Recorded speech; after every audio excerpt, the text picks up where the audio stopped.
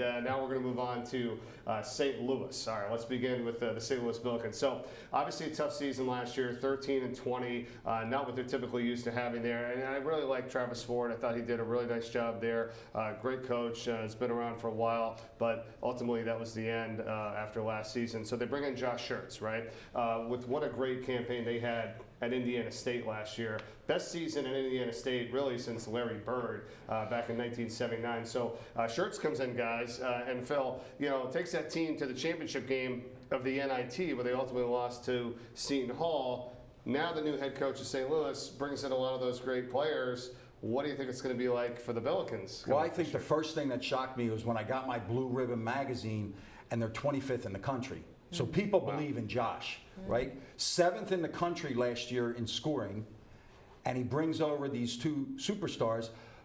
But here's the guy. Here's the guy. If Davidson's going to struggle with their three-point shooting ice, Gibson Jimerson leads the NCAA active players three-pointers made. Yeah, he is such a threat. A couple of things to watch for this team. 7 transfers, a lot of those from Indiana State, 3 incoming freshmen. They're picked 4th in this season's preseason poll, and they also got 3 players that got preseason awards. You mentioned Jimerson, tremendous shooter. Also, Rob Avila, that's an all-conference first-team player transferred from Indiana State. He averaged 17 points and 6 rebounds last season. Very good forward player. And then Isaiah Swope, all-conference third-team member.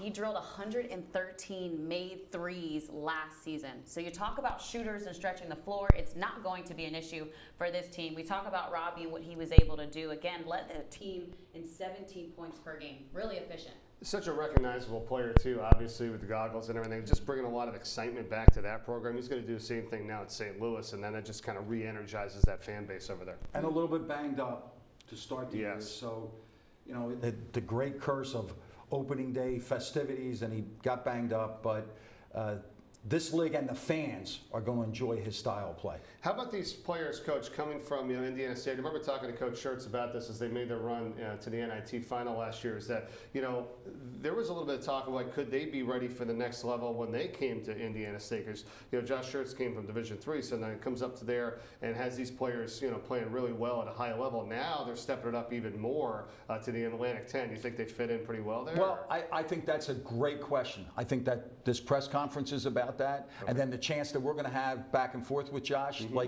what do you change? What do you alter? I don't know. The answer is I don't know. Coach, how long would you say it takes to figure it out, though? Is there a certain amount of games that you need to play? Is it all of the non-conference? Is it about 7 or 8 where you're trying to figure out your team, your chemistry, your style, and how you can really make your mark in conference play? How many games do you feel like you need? I always thought it was a 6-game stretch. 6 games. I thought 6 games told you about your team from the beginning of the year to the 6th game, but then each 6-game stretch gives you an idea where you are. Am I improving offensively? Am I improving defensively? Individual players. I always went over their numbers to make sure they understood. I'm not an analytics guy, but there are numbers that back up every decision that's made. Yeah, and as a player, it's so easy to take it in those chunks, right? Hey, we're just focusing on these 6 games, what we need to do. Then we can focus on the next set. I like that, Coach. Yeah, it's not bad. Preseason number 4, St. Louis. Again, I mean, we're going to sit here all day talking about who's ranked where and whatnot. And I mean, I think that just kind of goes out the window. I mean, you saw it last year, Coach. I mean, let's just say one example, like Richmond wasn't even picked. What were they in 9 or 10? I think last year they ended up tied for first. At the end of the year, I think with the transfers and new players coming in, it's very difficult to kind of discern where you think people are going to land this year. Mike, I go back to this idea. Greatest day of the year is media day because we're all undefeated. Right. Yes. Nobody's talking about you on the internet yet. No, it's right. It's right. Very optimistic. One of the coaches and the players. Time now for the St. Louis press conference. We'll come back and recap what they have to say just in a little bit. Conference, just a few short announcements. These press conferences are streamed on ESPN+. And please raise your hand when when you want to ask a question. A microphone will be brought to you. And please identify yourself and collect and your outlet when asking the question. So on the dais we have the St. Louis Billikens. We have head coach Josh Schertz and student athlete Robbie Avila. Coach Schertz, can you start with a few comments on your team and the upcoming season? Yeah, certainly, excited to be here, our first A10 Media Day for both Robbie and I. We've got a team that certainly a lot of new parts. We came in April and had 2 players returning, wound up with 3, and had to go and bring in 10 new guys. That's not totally uncommon in today's climate, but got a team with really, I think, a wide bandwidth. I think we have really, got a high character group of guys. They work exceptionally hard. I think we have good talent. Like everybody, we're going to try to have to expedite that learning curve that comes without having shared experiences and try to put our strengths together to go and become the best version of ourselves and see where that takes us. So we're in even though, 10 new guys sounds like a daunting task, I think we're in a similar boat as a lot of other places. But again, good guys, work hard, got a good group, good pieces, and looking forward to what should be an amazing year here in the A10. So any questions? Just raise your hand if you have a question. Matt Baderno for Mid-Major Madness. Coach, just want to ask about one of your returners in Larry Hughes Jr. Just how's he been, and has Larry Hughes Sr. been around the program at all so far? Yeah, Larry has been really good. Comes in with a lot of experience. All 3 of the returning players from St. Louis, Larry, Kellen, and Gibson, have been terrific. Not easy to play for a new coach that they didn't choose to play for. They've been completely bought in. Larry's really good player, can really shoot the basketball. He's got experience in the A10, started last year, and we think he's a guy with continues to work. He's got a great work ethic, cares about the team, and his dad's been around a ton, which is nice. It's great having him around. I think it's good for our guys. It's great for the program to have somebody, that while he's only there 1 year, certainly was a guy that, people probably most closely associate with St. Louis basketball. So great to have him around the program. He's been fantastic as well. So excited to coach Larry, and certainly excited to have Larry Sr. around as well. Josh, how much has it helped to have Robbie and Isaiah follow you from Indiana State, not just because they're good players, but to kind of help expedite the process for everybody else in the program? Well, it just means another year of carrying Robbie around. I've had to do that for 2, now make it 3. So, but no, it's been awesome. I think, I said this back when I recruited Robbie at Indiana State. He's a guy you can build an offense around, but he's the kind of person and leader you can build a program around. And, he brings the vision, and Isaiah does as well, of, what we want to be as a program. They bring it to the court every single day. They bring it to the locker room every single day. I think it's helped. One of the hardest things in coaching is getting guys to trust you, believe in you, and follow you. Because I think Robbie really believes in who we are, our culture, how we do things. That's expedited that for the 3 returning St. Louis guys, but also the 5 other transfers that came in, the 3 freshmen. They've really quickly bought in. Everybody's moving in the same direction. And that's a credit, I think, to Robbie, Isaiah, for setting that tone and creating that belief and trust in how we do things. And so whatever we do, them being there has had his obviously on the court impact, but in terms of the cultural impact, it's been every bit as big as what it's been between the 4 lines.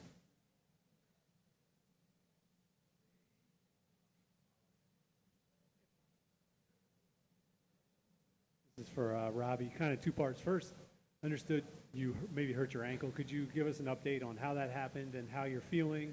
And then what are your general expectations about playing in the Atlantic 10 this season? My ankle's doing fine. I'm progressing. I'll be okay by the time the season starts. And as far as expectations, I'm just excited to be here. Like Shirt said, we got a good group of guys, a lot of talent, and we kind of are just putting it together right now, and working to get to be our best. But just coming in here ready to win as many games as possible. I think that's how I come in and attack every season, and just want to be able to reach our ceiling and do the best we can. Jesse Doherty with the Washington Post. For Josh, with all the uncertainty and kind of what the model is going to be for college sports moving forward, will there be revenue sharing? Will the school share revenue? Yada, yada, yada.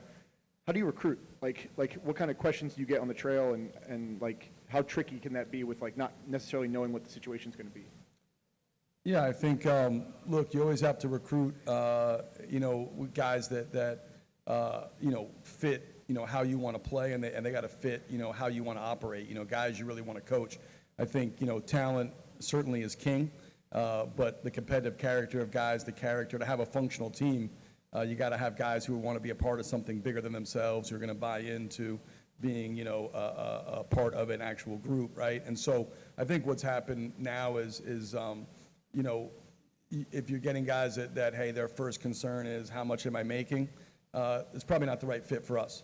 I said this, Robbie, Gibson, Isaiah, Swope, all three of those guys could have made a lot more money other places, and they all chose to be at St. Louis for different reasons. The fact that they were willing to sacrifice money means they're going to be willing to sacrifice in the important things in between the lines that are going to drive winning. You still have to recruit the right kind of guys, and the right kind of guys aren't making decisions based on, for us at least, aren't making decisions solely based on, hey, where can I get the biggest bag? And there's nothing wrong with players that do. But those aren't guys that are going to fit in how we want to play, how we want to operate. And so we try to recruit the same way, and I think what's become more important, or as important as recruiting the kid, is who's that inner circle and who's around that kid, who's advising that kid. That's the one thing, I said, with Robbie is I think Robbie, at Indiana State was extraordinarily happy, was in a great culture, felt like he was in the right system, but he didn't have anybody at home telling him he shouldn't be happy either. And that's, a lot of kids don't have that, they have somebody at home telling them, yeah, that's great, you're enjoying it, you're having a great experience. We got to do more, we got to go get this, and he's really fortunate, has a great support system at home.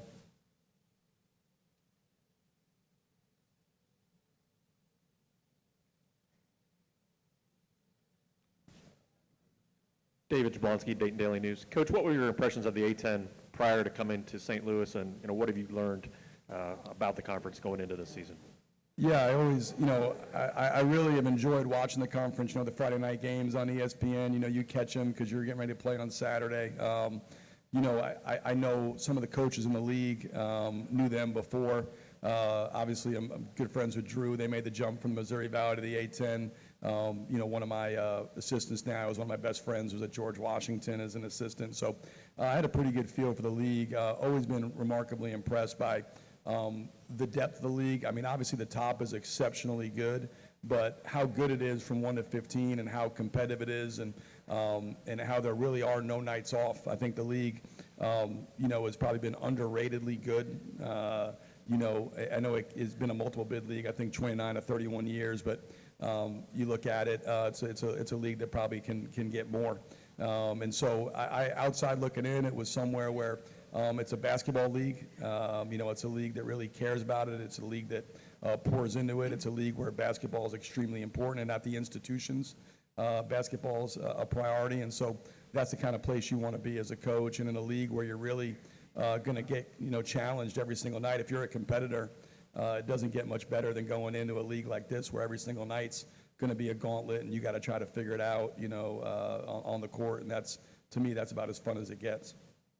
Last question. For Robbie, you've seen in this system how a team develops the right way, in a good way, et cetera. Do you kind of see the makings of a really good team so far with your off-season workouts and early preseason stuff? Yeah, definitely. Like Shirt says all the time, every team's different, so our progress isn't the same as it was last year or even the year before. We have different type of players, and so we have different type of skill sets as well. And so it's looking a lot different than it did last year, but we're still progressing in the same positive way. Over time we'll continue to get better, and always at the end of the season when we look our best, because within the offense, it's just the more reps you get, the better you get. The more you see the game, and so over time we'll just continue to keep getting better and better. Thanks, Coach Schertz and Robbie. Thank you, guys. Thank you. Appreciate it. All right, so Josh Schertz and Robbie Avila, who is a preseason first-team selection, by the way, along with Gibson Jimerson, who we talked about a little bit, and then Isaiah Swope, who came over from Indiana State as well, third-team Atlantic 10 selection here in the preseason. I think they got some talent out there, right? I mean, it really is, but I will admit to getting chills here when I hear a coach talking about 10 new players, and how you build them together.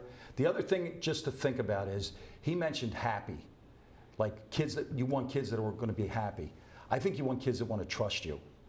That's what's going to make decisions, not NIL money, but do they trust that this coach can take them and make them a better person, a better student, and a better player. And that's the person you want. That's the player you want. You know, I'm tired of talking about all this transfer and money and NIL. It's like, do you want to grow as a person, as a player, right? Like Coach is saying, is this the best fit? You heard him say, if they want that, they're not the best fit for us here. Yeah, I think it challenges players to be adaptable, right? You have to go in with an open mind. You have to be willing to adapt, to stretch left or to right, and to really buy into a culture. That is so important with the transfer portal and the way things are going this time.